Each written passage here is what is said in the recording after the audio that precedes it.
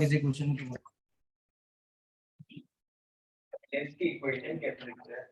यार इलिप्स की इक्वेशन लिखनी है क्या किसी क्वेश्चन?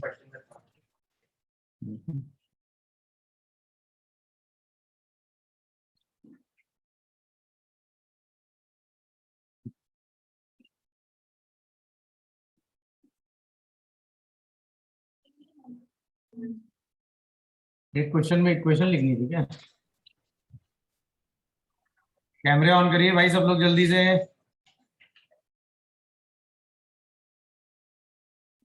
कैमरे ऑन करो भाई, किसमें लिखनी थी?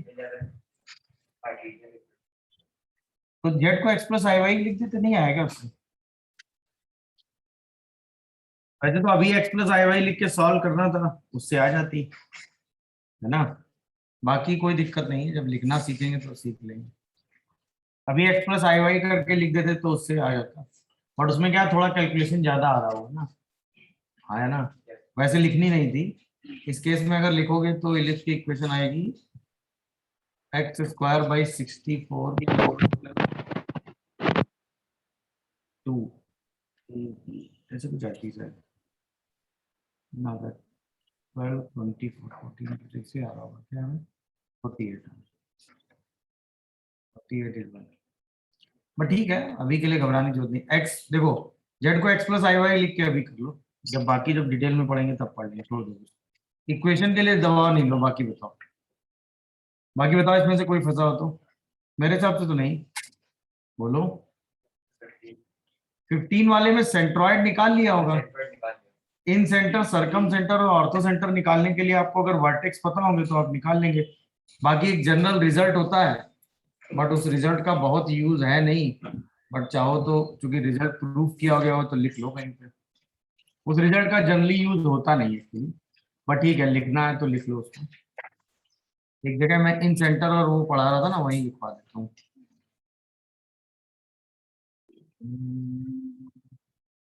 ये पढ़ाया था ना मैंने, इन सेंटर एंड ऑल, ये नहीं वो रिजल्ट।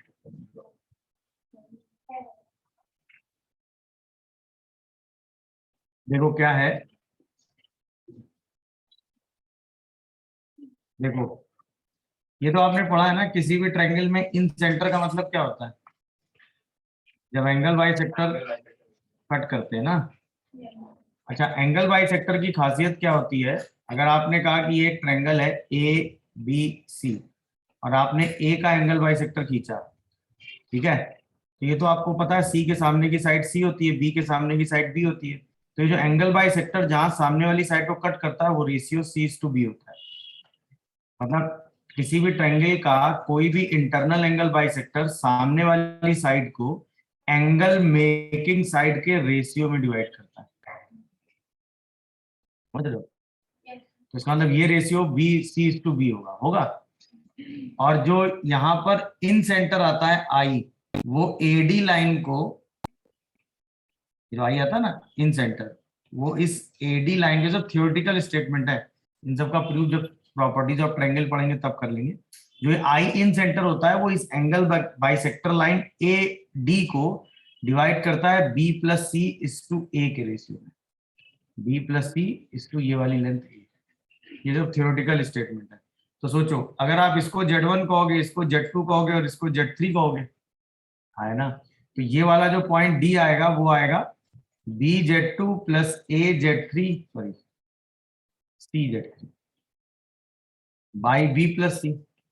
अब ये वाला पॉइंट है Z1 और डी वाला पॉइंट है ये, तो ये जो आई वाला पॉइंट निकल के आएगा वो आएगा A into Z1 plus B plus C into BZ2 plus CZ3 by B plus C और divided by A plus B plus C. B plus C से बी प्लस सी कैंसिल हो जाता है, तो जो आई निकल के आता है वो आता है AZ1 BZ2 CZ3 by A plus B plus C, ये होता है इन सेंटर आई।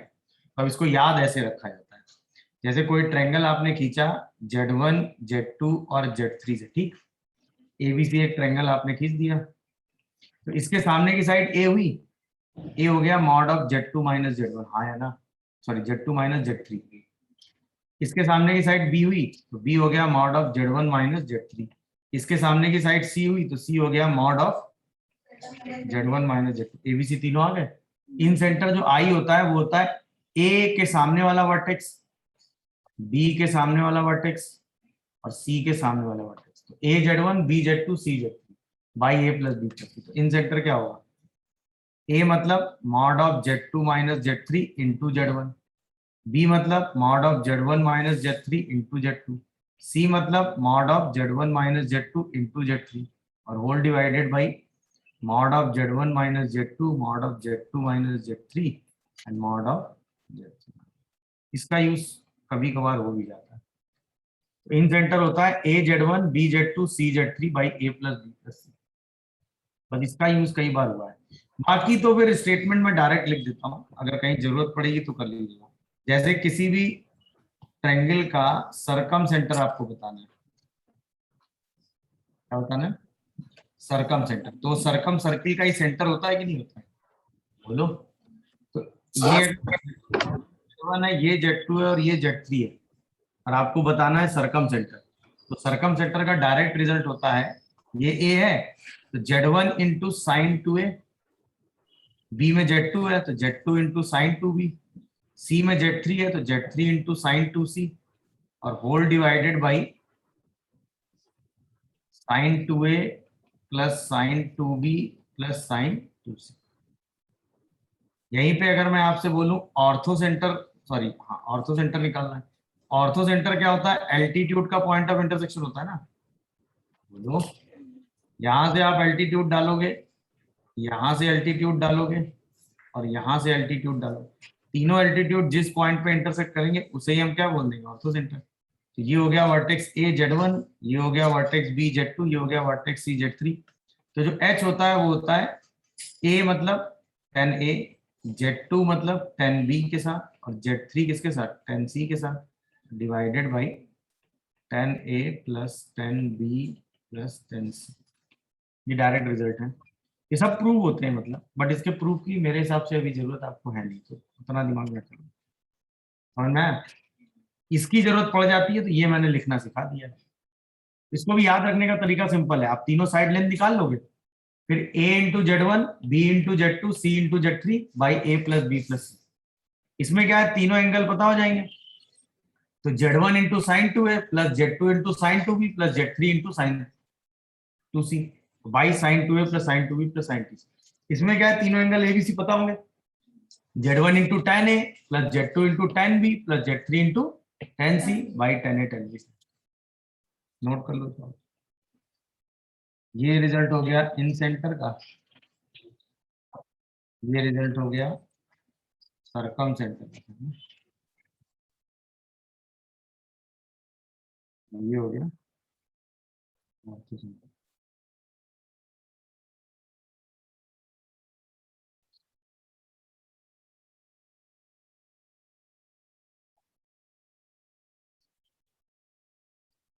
इससे ज्यादा यूज होगा नहीं।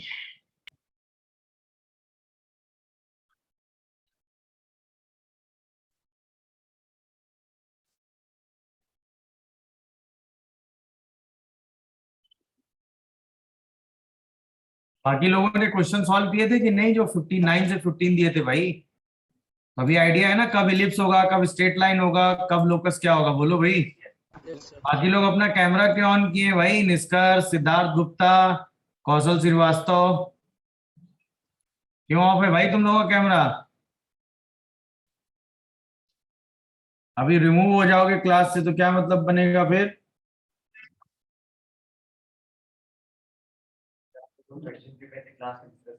कौन से बेटा? सर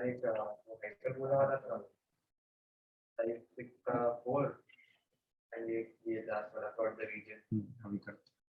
हाँ पूछो। सर आपने रेगुलर बैच में होमवर्क नहीं दिया था। ऐसा कैसे हो गया? हमने रेगुलर बैच में होमवर्क नहीं दिया था? No sir. नहीं? No sir. अच्छा तो पूछ लेते हो होमवर्क, क्लास में तो बताया था, नहीं बताया था?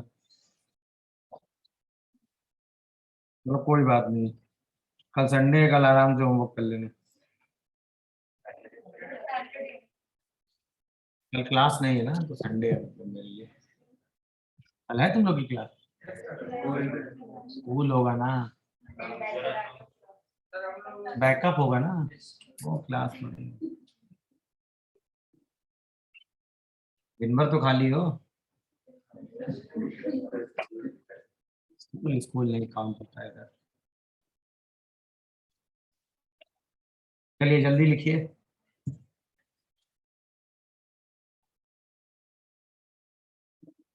जल्दी जल्दी। x plus I y equal to 1 - t plus i times of root under t square plus 2e+2, जहाँ पे t एक पैरामीटर है। तो इस कॉम्प्लेक्स नंबर की वैल्यू जो है वो किस पे डिपेंड कर रही है? t पे। क्योंकि जैसे जैसे t चेंज होगा x और y चेंज होते जाएंगे। क्योंकि x की वैल्यू अगर आप कंपेयर करोगे तो 1 - t आएगी, और y की वैल्यू कंपेयर करोगे तो root under t square plus t+2 आएगी। उसका मतलब जैसे जैसे t चेंज होगा x और y चेंज होंगे। तो अगर हम x और y का रिलेशन निकालेंगे तो t को एलिमिनेट कर दें, तो t की वैल्यू आएगी 1 - x, उसको उठा के यहाँ दोगे रख। तो यहाँ से आएगा y square equal to 1 - x का होल स्क्वायर प्लस 1 - x+2 आएगा। यहाँ से आएगा y square equal to x square -2x, आगे +1, और यहाँ से आएगा +1 - x+2, तो बन जाएगा एक्स स्क्वायर -3x प्लस का 4। बोलो। अच्छा अब ध्यान से देखिएगा, ये आएगा क्या?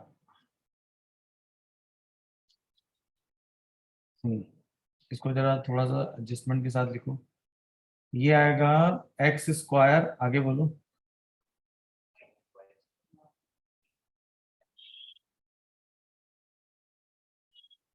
X square -y² -3x+4 equal to 0, यही आएगा। देखो यहाँ तक आ गए, बोलो। अब आज के बाद, अभी तो वैसे चीज डिटेल में कभी आएगी, बट एक चीज है वो ये है, अगर कोई इक्वेशन ऐसे लिखी हो ax² plus 2hxy plus by² plus 2gx plus 2fy plus t equal to 0, कोई इक्वेशन ऐसे लिखिए। लिखा? मतलब ये एक इक्वेशन लिखी है, तो इक्वेशन दिख रही है ना सबको? इसमें x² भी है, xy भी है, y² भी है, x भी है, y भी है, और कांस्टेंट भी है। इसे हम कहते हैं second degree non homogeneous equation. Second degree non homogeneous equation. Second degree इसलिए क्योंकि इसमें मैक्सिमम डिग्री 2 है। नॉन होमोजीनियस इसलिए क्योंकि हर टर्म की डिग्री 2 नहीं है। इसकी डिग्री 2, इसकी डिग्री 2, इसकी डिग्री 2, इसकी 1, इसकी 1 और इसकी 0 है ना। ये नॉन होमोजीनियस है। होमोजीनियस का मतलब जिसमें हर टर्म की डिग्री क्या हो, सेम। पढ़ा होगा ना होमोजीनियस सॉल्यूशन है, हेटेरोजीनियस सॉल्यूशन पढ़ा है ना, समझ रहे हो कि नहीं? अब आओ, तो ये बात हो गई। अब बहुत डिटेल में नहीं जाऊंगा मैं। अगर यही same equation pair of line है, पेयर ऑफ लाइन है, तो डेल्टा की वैल्यू 0 होती है। डेल्टा आपने एक बार निकाला है, अगर आपको ध्यान होगा, ABC plus 2FGH minus AF² minus BG² minus CH²। याद आया है कुछ? क्वाड्रेटिक इक्वेशन जिन्होंने पढ़ी होगी उन्होंने ये चीज निकाली है, याद आया? अच्छा, yes sir. Pair of straight line का मतलब जब ये 2 डिग्री की equation product of 2 linear term हो, याद आया? प्रोडक्ट ऑफ 2 लीनियर फैक्टर, वही दोनों लीनियर फैक्टर जो है स्ट्रेट लाइन को रिप्रेजेंट करते हैं। तो जब ये दो स्ट्रेट लाइन को रिप्रेजेंट करेगा तो ऑब्वियसली दो पेयर में ब्रेक होगा, दो पेयर में ब्रेक होगा तो डेल्टा 0 होगा। ठीक है। अच्छा, अगर ये फॉर कोनिक सेक्शन है, कोनिक सेक्शन में पहला आएगा सर्कल, तो कोनिक सेक्शन के लिए डेल्टा 0 नहीं होगा। तो अगर ये सर्कल होगा तो ए बी के बराबर होगा और एच 0 होगा। अगर ये इलिप्स होगा, सॉरी पैराबोला होगा, अगर ये पैराबोला होगा तो h² माइनस ए बी की वैल्यू 0 होगी। अगर ये इलिप्स होगा, सेम इक्वेशन, तो h² minus a be less than 0 होगा। और अगर ये हाइपरबोला होगा तो h² माइनस ए बी की वैल्यू ग्रेटर देन 0। इतने रिजल्ट से आप सेम इक्वेशन क्या है ये डिसाइड कर सकते हैं। अब ये सब क्यों आते हैं, किस लिए आते हैं, जब कोऑर्डिनेट पढ़ रहे होंगे तब समझेंगे कि ये जीरो होने पर ये क्यों होता है, ये क्यों होता है, ये उस समय तब बात करेंगे। अभी के लिए आप बस इस इक्वेशन के अलग अलग कैटेगरी को समझिए। ये सेम इक्वेशन इनमें से किसी को भी रिप्रेजेंट कर सकती है, बट हर रिप्रेजेंटेशन की एक कंडीशन है। अगर डेल्टा जीरो है तो ये पेयर ऑफ लाइन है, अगर डेल्टा जीरो नहीं है तो ये कोनिक सेक्शन है। कोनिक सेक्शन में भी सर्किल, पैराबोला, इलिप्स, हाइपरबोला सब कुछ हो सकता है। अब सोचो अगर ए और बी बराबर है, एच जीरो है, तो क्या ये equation X square plus Y square plus 2gx plus 2fy plus C हो गई? ये सर्किल होती है, आपने पढ़ा है ना। तो इसीलिए जब ए और बी बराबर हो और एच जीरो हो जाए तो ये सर्कल बन जाता है। जब h square minus a b zero हो जाता है तो ये पैराबोला हो जाता है। एच का मतलब समझते हो ना, एक्स वाई का हाफ, याद आया। जी का मतलब होता है एक्स के कोफिशिएंट का हाफ, एफ का मतलब होता है वाई के कोफिशिएंट का हाफ। और जब h square minus a b की वैल्यू लेस देन जीरो होती है तो इलिप्स, और ग्रेटर देन जीरो होती है तो हाइपरबोला। अब जैसे इस क्वेश्चन में आओ, यहां पर अगर आप देखोगे तो एच की वैल्यू जीरो है, ए की वैल्यू 1 है और बी की वैल्यू -1 है। अब अगर आप h square minus a b निकालोगे तो आएगा +1, जो कि पॉजिटिव आ रहा है। इसका मतलब ये इक्वेशन क्या रिप्रेजेंट कर रही है? हाइपरबोला।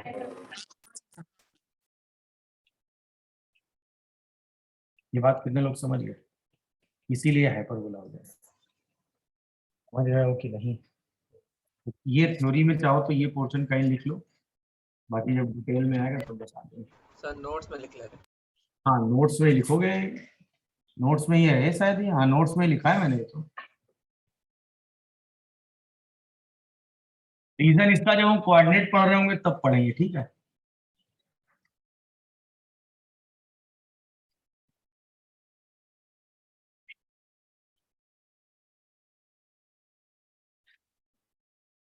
तो यही सेम इक्वेशन सब कुछ रिप्रेजेंट करती है, सेकंड डिग्री कर्व, चाहे वो पेयर ऑफ लाइन हो, चाहे वो सर्कल हो, चाहे, बट हर में ए बी और एच में एक कंडीशन होती है।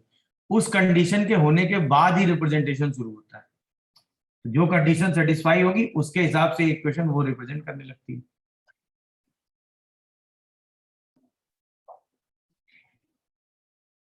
सर्कल जो चीजें हैं वो देख लेते हैं। स्ट्रेट लाइन, देखो स्ट्रेट लाइन की जनरल इक्वेशन तो आपने पढ़ी है ना। जनरल इक्वेशन आपने कार्टेशियन में देखी होगी, A X plus B Y plus C equal to zero, पता है कि नहीं सबको? जहाँ पे ए बी सी सब रियल नंबर होते हैं, बोलो। ये इक्वेशन होती है स्ट्रेट लाइन, याद है 2x प्लस 3y प्लस 1, ये जनरल इक्वेशन होती है ना। ए एक्स प्लस बी वाई, आपने वो लीनियर वाला वो भी पढ़ा होगा ना, वो नहीं लीनियर इनइक्वालिटी वाली चीज पढ़ी थी कि ऐसे लाइन बना के सेडेड रीजन, और याद आया सबको? उसमें स्ट्रेट लाइन यही तो थी ना, 2 पॉइंट से पास करने वाली लाइन, याद आ गई कि नहीं? अच्छा, ये स्ट्रेट लाइन कॉम्प्लेक्स फॉर्म में जनरल है, यानी एक्स और वाई कार्टेशियन फॉर्म में। अब देखो अगर हमें कार्टेशियन से कॉम्प्लेक्स फॉर्म में जाना है तो हम एक्स की जगह लिखेंगे Z plus Z bar by to, याद आया। वाई की जगह लिखेंगे Z minus Z bar by 2i, ये दोनों यहाँ रिप्लेसमेंट लगा दो, सही है। जहाँ पे जेड का मतलब क्या होता है? एक्स प्लस आई वाई ना, तभी तो x z plus Z bar by two होता है और y z minus Z bar by 2i होता है, याद है ना ये सब। रिप्लेस करो तो आएगा a into z plus Z bar by two plus i plus b by 2i into z minus Z bar plus C equal to zero, यही आएगा, देखो आएगा ना। अच्छा अब क्या करो, a by two Z plus Z bar minus B by two I Z minus Z bar, ऊपर नीचे आई से मल्टीप्लाई किया, समझ रहे हो। अच्छा इसके बाद a z plus Z bar minus b i Z minus Z bar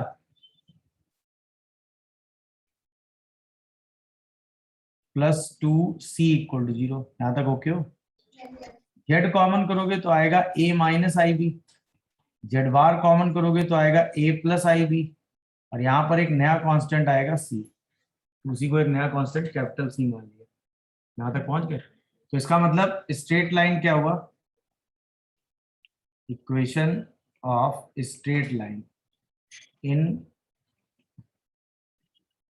complex number क्या हो गई?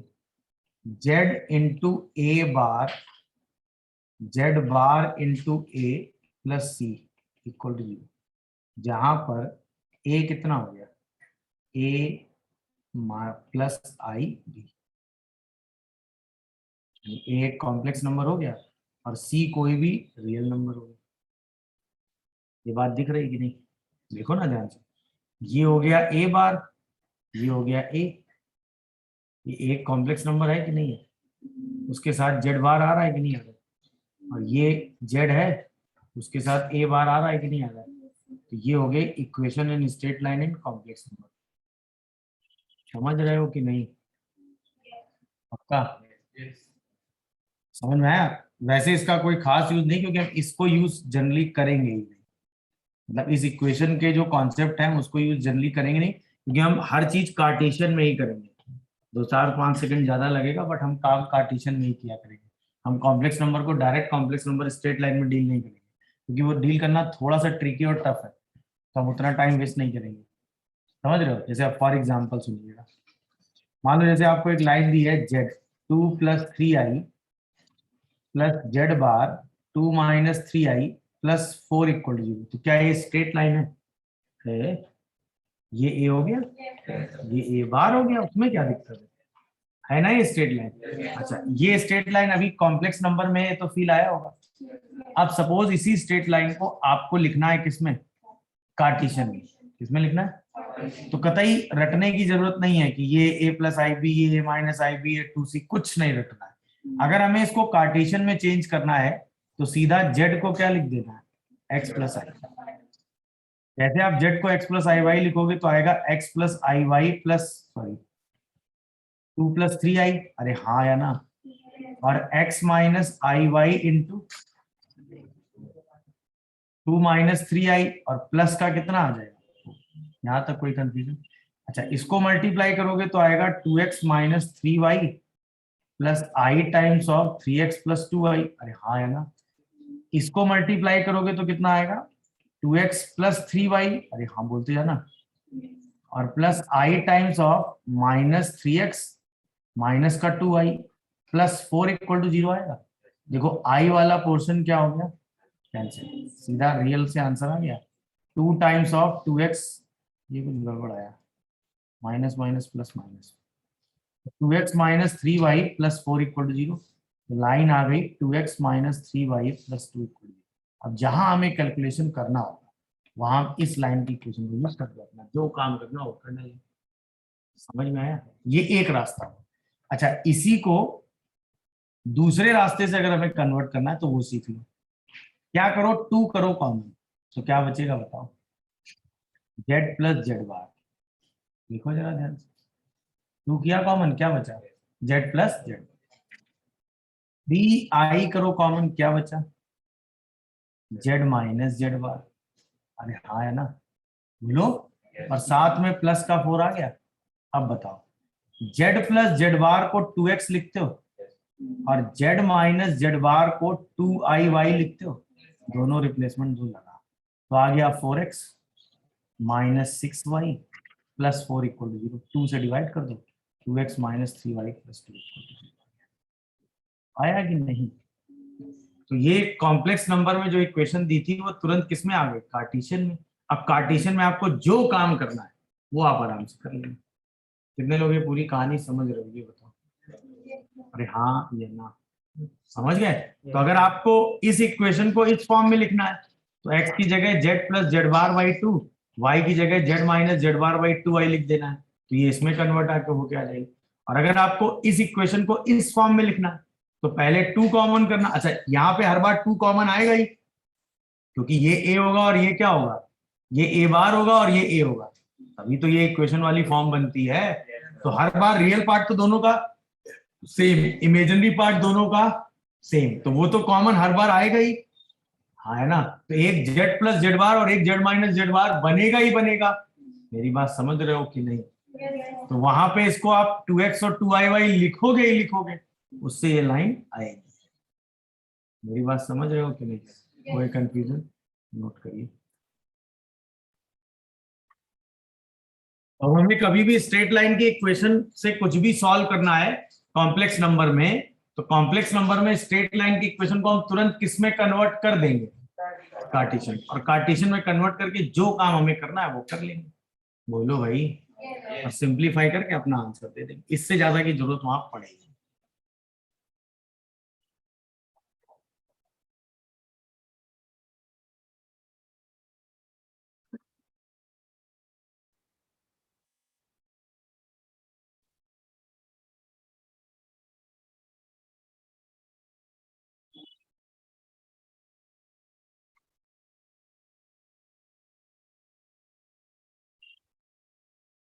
ठीक है,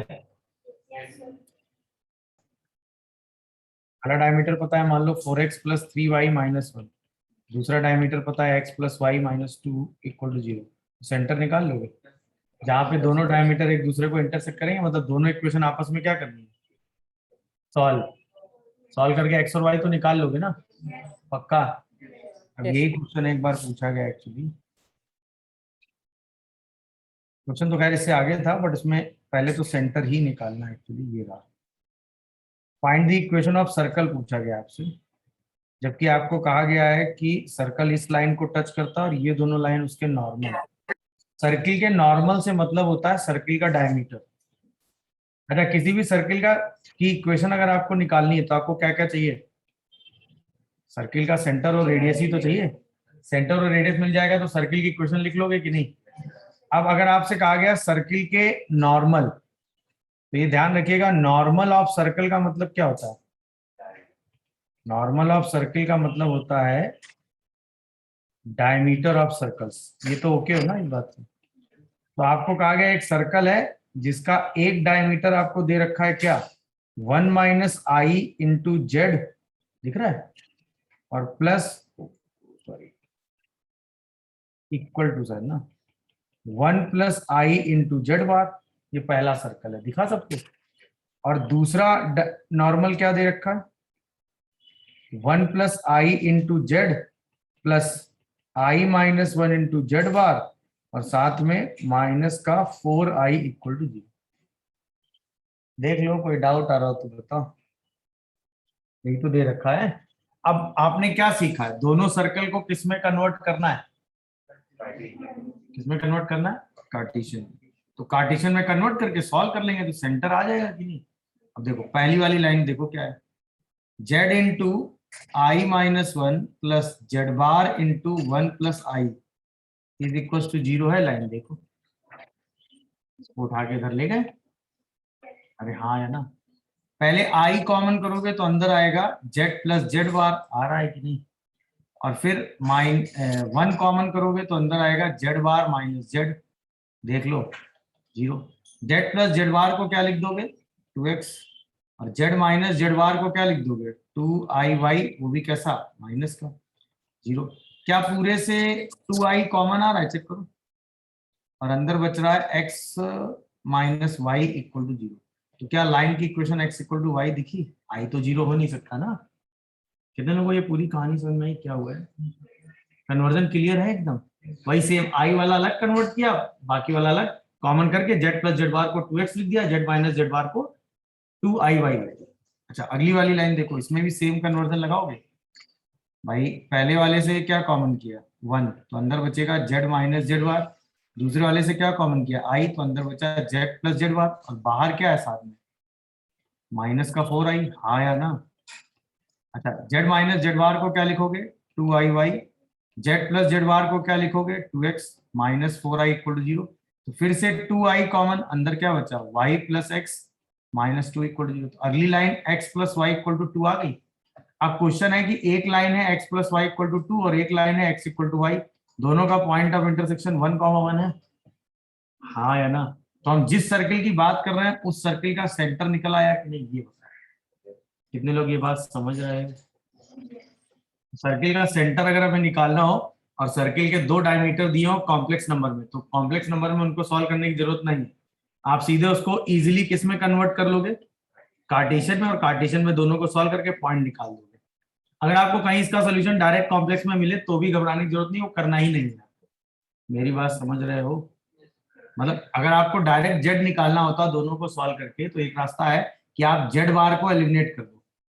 अब जेड बार को एलिमिनेट करने का सिंपल तरीका है कि जो कॉम्प्लेक्स नंबर यहाँ लिखा है, मतलब यहाँ वाला 1 + i इसमें मल्टीप्लाई कर देते हैं और i - 1 इसमें मल्टीप्लाई कर लेते, तो जेड बार वाला टर्म कैंसिल हो जाता है।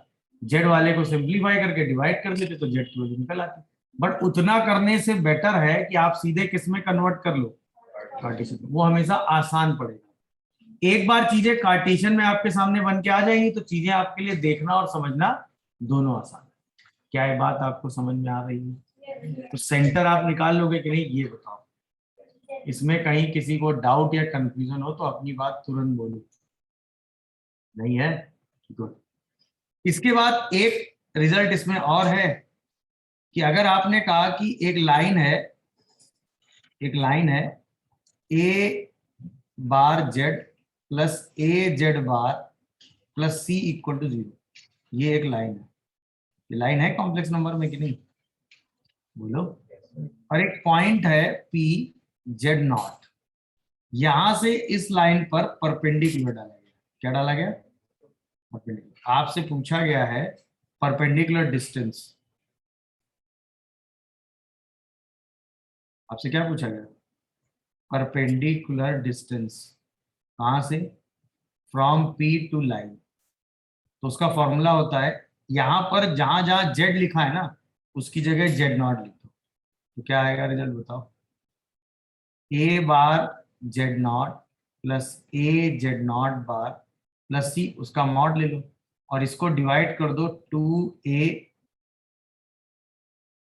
मॉडुलस, जो भी ए कॉम्प्लेक्स नंबर हो। ए मतलब इसका कोफिशिएंट, जेड बार के साथ जो भी कोफिशिएंट लिखा उसके मॉडुलस से क्या कर दो डिवाइड। तो ये परपेंडिकुलर डिस्टेंस निकल आती है। समझ रहे हो कि नहीं? अच्छा, दूसरा रास्ता परपेंडिकुलर डिस्टेंस निकालने का और है, वो जब हम स्ट्रेट लाइन पढ़ेंगे तब समझेंगे। अगर straight line ax plus B Y plus C और किसी पॉइंट x0 y0 से आपको परपेंडिकुलर डिस्टेंस निकालनी है, समझ रहे हो? तो इस डिस्टेंस d का फॉर्मूला होता है ax0 by0 प्लस c का mod divided by root under a square plus b square. ये परपेंडिकुलर डिस्टेंस का फॉर्मूला होता है, जब स्ट्रेट लाइन पढ़ेंगे तब बताएंगे। इसी फॉर्मूले को यूज करके ये निकाला गया है। क्यों?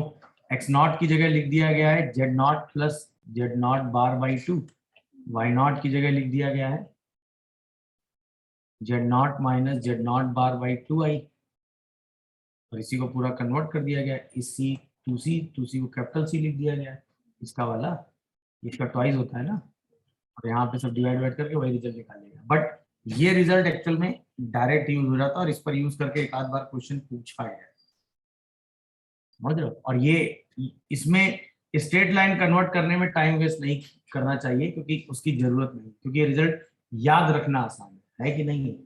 भाई सिंपल, ये जेड नॉट उठा के आपको किसकी जगह रख देना है? जेड की जगह, और इसका ये कॉम्प्लेक्स नंबर आएगा, इसका क्या ले लेना है? मॉड, और डिवाइड कर देना है 2a के मॉड से। अच्छा, यहाँ a बार भी लिख दोगे तो भी कोई दिक्कत, क्योंकि a और a बार का मॉडुलस, तो चाहे इसका कोफिशिएंट लिख दो चाहे इसका कोफिशिएंट लिख दो, दोनों में कोई डिफरेंस। तो सीधा आपको इस पॉइंट से डाला गया परपेंडिकुलर डिस्टेंस, यूज यही किया गया है। समझ रहे हो कि नहीं? हाँ या ना? अब देखो, जैसे इस क्वेश्चन में आपसे बेसिकली क्या पूछा गया था?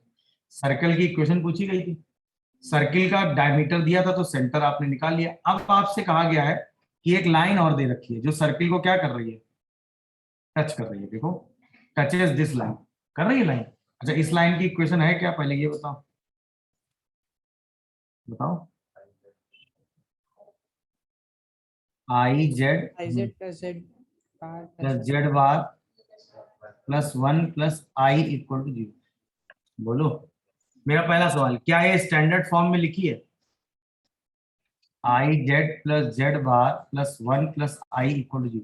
क्या ये स्ट्रेट लाइन की इक्वेशन स्टैंडर्ड फॉर्म में है अपनी? हाँ सर। नहीं। क्यों नहीं है? उसका रीजन जानते हो? क्योंकि जब ये स्टैंडर्ड फॉर्म में होती तो ये लाइन होती ए बार जेड प्लस सी।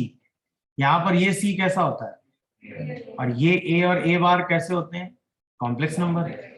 अरे हाँ है ना? अब सोचो, कॉमन सेंस लगाओ। आई जेड, अगर आई को आप ए बार की तरह ट्रीट करोगे तो यहाँ माइनस आई लिखा होना चाहिए कि नहीं? बोलो। और ये 1 + i रियल होना चाहिए कि नहीं? है क्या ऐसा? ऐसा कुछ तो नहीं है ना इसमें। तो ये स्ट्रेट लाइन अपने स्टैंडर्ड फॉर्म में नहीं है। अगर ये स्ट्रेट लाइन अपने स्टैंडर्ड फॉर्म में नहीं है तो पहले इसको स्टैंडर्ड फॉर्म में या तो कन्वर्ट करो और फिर आप आगे एनालिसिस करो। तो उससे बेटर है क्या लिख दो, हमें इस लाइन की इक्वेशन चाहिए ना, तो हम सीधे सीधे काम क्या करें, जेड को क्या लिख दें, ऐसा तरीका है, सीधे एक्स वाई में आंसर आ जाएगा। तो ये क्या आएगा बताओ, I X minus Y X plus I Y 1 + i = 0। यहाँ पे अगर आप x माइनस वाई प्लस 1 देखोगे, i कॉमन करोगे तो भी आएगा x plus Y minus 1 plus 1। Sir Z bar की वैल्यू x माइनस है। अच्छा, x माइनस वाई प्लस 1 दिखा। अब यहाँ से x minus y plus 1 common, यहाँ बचा 1 + i = 0। अब ये तो 0 हो नहीं सकता, इसका मतलब x माइनस वाई प्लस 1 ही क्या होगा, ये लाइन आ गई। ये लाइन लिखी हुई है इस फॉर्म में। हाँ पूछो, बराबर कर दिए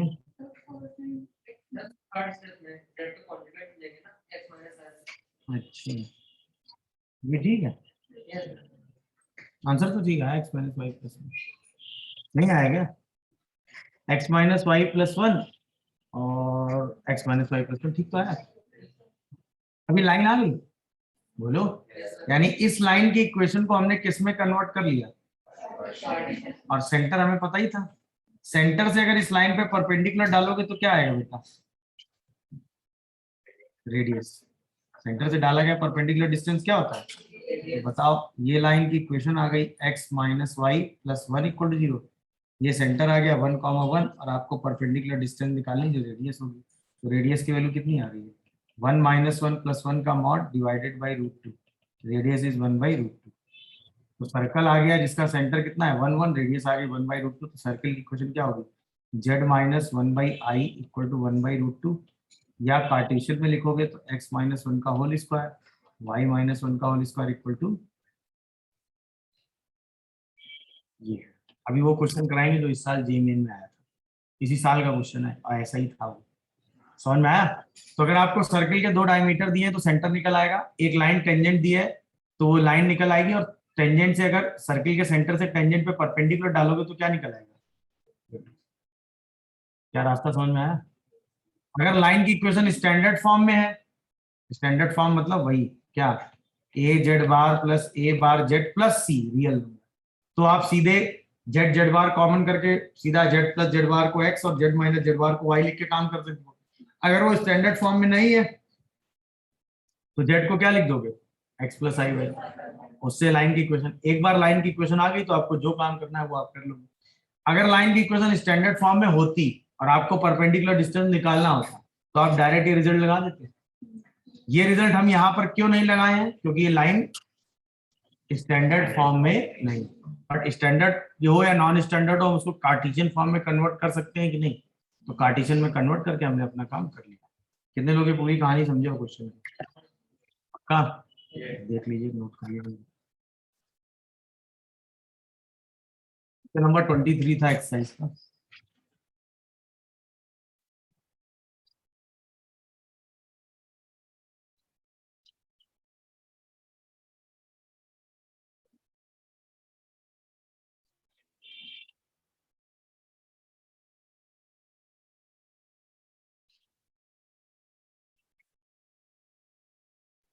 सर डिनोमिनेटर में √2 अगर कोई लाइन Z1 और Z2 दो पॉइंट को ज्वाइन करेगी तो उसका कॉम्प्लेक्स स्लोप होता है Z1 - Z2 अपॉन Z1 बार - Z2 बार। पहला इंफॉर्मेशन है ना, मतलब ये एक एक्सप्रेशन है जिसको आपको लिखने का तरीका बताया गया कि अगर कोई लाइन Z1 Z2 को ज्वाइन कर रही है तो उसका कॉम्प्लेक्स स्लोप लिखा जाता है Z1 - Z2 अपॉन Z1 बार - Z2। अगर दो लाइनें पैरेलल है तो उनका कॉम्प्लेक्स स्लोप सेम होता है। अगर दो लाइनें परपेंडिकुलर है तो उनके कॉम्प्लेक्स स्लोप का सम क्या होता है।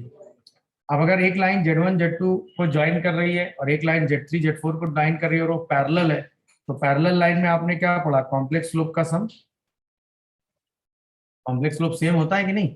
अब ऐसा क्यों होता है सोचो भाई, अगर आप ध्यान से ऑब्जर्व करोगे, दो लाइनें अगर पैरेलल है तो मैं अगर कहूँ argument of Z1 minus Z2 upon Z3 minus Z4, क्या ये 0 डिग्री होगा? ऑब्वियसली इस लाइन और इस लाइन के बीच का एंगल तो 0 डिग्री है ना, दोनों का आर्गुमेंट सेम आएगा कि नहीं आएगा? अगर ऐसा है तो ये प्योरली रियल हुआ कि नहीं? Z1 minus Z2 upon Z3 minus Z4 is, और अगर कोई कॉम्प्लेक्स नंबर प्योरली रियल है तो Z बार के बराबर होता है। इसका मतलब Z1 minus Z2 upon Z3 minus Z4 is nothing but Z1 bar minus Z2 bar upon Z3 bar minus Z4 बार होगा। इसका मतलब Z1 minus Z2 upon Z1 bar minus Z2 bar and Z3 minus Z4 by Z3 bar minus Z4 बार होगा। यही लिखा हुआ है ω1, और ये क्या लिखा हुआ है, सॉरी W1 है भाई। इसका W1 क्या होगा? Z1 minus Z2 upon Z1 bar minus Z2 बार। इसका W2 क्या होगा? Z3 बार Z3 माइनस Z4 अपॉन, यही तो लिखा है ना डेफिनेशन आपने। Z1 Z2 को अगर कोई लाइन पास कर रही है तो उसका कॉम्प्लेक्स स्लोप क्या होता है? Z1 minus Z2 upon Z1 bar minus Z2। अगर Z3 Z4 को कोई लाइन पास कर रही है तो उसका कॉम्प्लेक्स स्लोप क्या होगा? Z3 minus Z4 upon Z3 bar minus Z4 बार। ये आ गया। अच्छा, अगर ये लाइनें परपेंडिकुलर होती तो क्या कंडीशन होती? आप कहते हैं कि argument of Z1 minus Z2 upon Z3 minus Z4 कितना होता? अगर π/2 होता तो Z1 minus Z2 upon Z3 minus Z4 कैसा होता? प्योरली, ये बात पता है नहीं सबको? और अगर ये प्योरली इमेजिनरी होता तो Z1 minus Z2 upon Z3 minus Z4 ये minus Z1 bar minus Z2 bar upon Z3 bar minus Z4 bar होता, Z equal to minus Z1। अब जब आप लेते हैं तो Z1 minus Z2 upon Z1 bar minus Z2 bar equal to minus Z3 minus Z4 upon Z3 bar minus Z4 bar आता कि नहीं? अब आप इधर ले आते हैं तो Z1 minus Z2 upon Z1 bar minus Z2 bar plus Z3 minus Z4 upon Z3 bar plus Z4 sorry minus Z4 bar आता कि नहीं आता? और ये क्या होता? 0। ये क्या लिखा था? W1। ये क्या लिखा था? अब दोनों के स्लोप का सम क्या हो जाता? तो अगर लाइनें पैरेलल हैं तो कॉम्प्लेक्स स्लोप का सम, कॉम्प्लेक्स स्लोप बराबर होता है, और अगर लाइनें परपेंडिकुलर हैं तो कॉम्प्लेक्स स्लोप का सम। ये बात कितने लोगों को समझ आ रही है? कोई डाउट आ रहा है तो बताओ, बोलिए भाई, पक्का? रुक जाइए, इसके नोट्स हम भेज देंगे तो लिख लीजिएगा। एक छोटी सी चीज और है, वो और बता दें। जैसे 4 पॉइंट कॉन्साइक्लिक है, कॉन्साइक्लिक है इसका मतलब यानी वो एक सर्किल की सरकमफ्रेंस में, यानी अगर Z1 Z2 Z3 Z4 are concyclic point, concyclic point मतलब they lie in a circumference of a given circle. आपने पढ़ा होगा अगर 4 पॉइंट कॉन्साइक्लिक होते हैं तो जो उनके आमने सामने के एंगल होते हैं उनका सम 180 डिग्री होता है। ये बात कितने लोगों को पता है? सबको पता होगी। तो अगर ये एंगल थीटा है और ये एंगल अल्फा है तो थीटा प्लस अल्फा बटा कितना होता है? अगर ये पॉइंट कॉन्साइक्लिक है तो, और ये पॉइंट कॉन्साइक्लिक है, ये हमने कंडीशन लगाई, तो थीटा प्लस अल्फा हमेशा कितना आएगा? 180। अच्छा, थीटा को अगर आप ध्यान से देखो तो हम लिख सकते हैं आर्ग्यूमेंट ऑफ, इसको नीचे से, यानी कि Z3 minus Z2 upon Z1 minus Z2, मतलब इसको इसकी तरफ एंटी क्लॉक रोटेट करो। हाँ है ना। अल्फा को अगर आप देखो तो आप लिख सकते हो आर्ग्यूमेंट ऑफ ये वाला रोटेशन, मतलब Z3 minus Z4 upon Z1 minus Z4 लिख सकते हो कि नहीं? और ये एंगल का सम कितना हो गया? 180, मतलब पाई हुआ पाई। अच्छा, argument of this plus argument of this is pi, तो दोनों को ऐड कर दो। अब आपने पढ़ा ना argument of Z1 plus argument of Z2 is equal to argument of Z1 into Z2। इसका मतलब Z3 minus Z2 upon Z1 minus Z2 into Z3 minus Z4 upon Z1 minus Z4 is pi. किसी complex number का argument pi है, इसका मतलब ये purely real होगा ना। इसका मतलब अगर Z1 Z2 Z3 Z4 4 concyclic point हैं तो Z2 minus Z3 Z3 minus Z4 upon Z1 minus Z2 and Z1 minus Z4 is purely, है ना। अब आपके दिमाग में आएगा ना ये सब कॉम्प्लेक्स नंबर कुछ नहीं। देखो, कोई एक पॉइंट Z1 ले लो, उसके सामने का Z3 ले लिए, इन दोनों का डिफरेंस बाई इन दोनों का डिफरेंस, दोनों को मल्टीप्लाई कर दो, Z1 minus Z2, Z1 minus Z4, देखो Z1 minus Z2, Z1 minus Z4। फिर ये वाला पॉइंट लिया था, इन दोनों को ले लो और दोनों को मल्टीप्लाई कर दो, ये प्योरली रियल आएगा हमेशा रेशियो। अब ये रेशियो ये न्यूमरेटर में और ये डिनोमिनेटर में हो तो भी रियल वाली बात है, ये न्यूमरेटर में आ जाए ये डिनोमिनेटर में आ जाए तो भी ये प्योरली, तो वो आपके लिए टेंशन नहीं है। आप क्या करो, आमने सामने के 2 पॉइंट फिक्स करो, एक बार इसका डिफरेंस अपॉन इसका डिफरेंस, हाँ या ना, वो प्योरली रियल होगा हमेशा। चाहे ये दोनों पॉइंट फिक्स करो, इसका और इसका प्रोडक्ट अपॉन इसका और इसका प्रोडक्ट, वो भी क्या होगा, प्योरली रियल। मेरी बात समझ में आई? मतलब हम इसी रिलेशन को ऐसे लिखते तो कोई प्रॉब्लम नहीं थी। हम सपोज Z2 और Z4 फिक्स करते और हम लिखते Z2 minus Z1 upon Z2 minus Z3 whole divided by Z4 minus Z1 upon Z4 minus Z3, तो भी ये क्या आता, प्योरली। देखो अभी भी सेम है भाई, हमने स्टेटमेंट यही पढ़ा ना, अगर 4 पॉइंट कॉन्साइक्लिक हैं तो ये रेशियो हमेशा प्योरली रियल आएगा। अब ये रेशियो A बाई बी लिखा हो या B बाई ए, दोनों में कोई फर्क क्यों आएगा, ये बात समझ में आ रही है कि नहीं? क्योंकि वो आमने सामने के एंगल का सम हमेशा क्या मेंटेन करेगा, तो इसीलिए वो हमेशा प्योरली रियल आएगा। कितने लोग ये बात समझ, हाँ पूछो। सर आर्ग्यूमेंट आपने अपने अल्फा के लिए लिखा है सर, उसमें Z3 माइनस Z4 डिनोमिनेटर में होगा। क्यों? सर क्लॉकवाइज कर दिया आपने शायद रोटेट।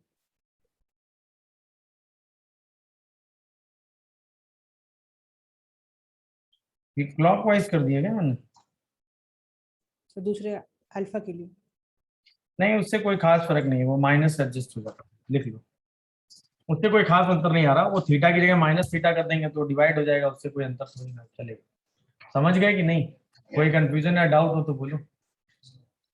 समझ रहे हो कि नहीं भाई बात? चलिए नोट कर लीजिएगा, अगली क्लास में मिलते हैं, होमवर्क दे देंगे।